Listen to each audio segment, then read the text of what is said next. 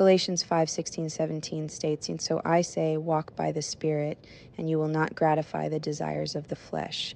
For the flesh desires what is contrary to the Spirit, and the Spirit what is contrary to the flesh. They are in conflict with each other, so that you are not to do whatever you want." These verses highlight a central truth of Christian life, the inner battle between the Spirit of God and the carnal desires of human nature. Paul presents this conflict not as an occasional struggle, but as a continuous reality for every believer.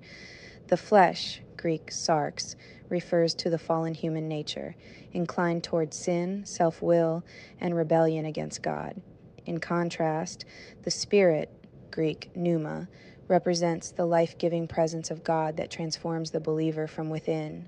Romans 8:13 reinforces this battle.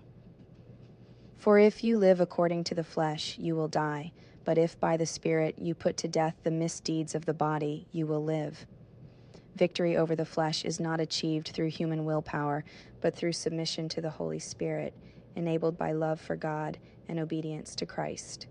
As Jesus said, "If you love me, keep my commands," John 14:15, and "Whoever does the will of my Father in heaven is my brother and sister and mother," Matthew 12:50. Only those who love God with all their heart and soul, keep the commands of Jesus, and do the will of the Father can truly understand and live out the meaning of Galatians 5:16-17. They walk by the Spirit daily, overcoming the desires of the flesh and living in true freedom and righteousness.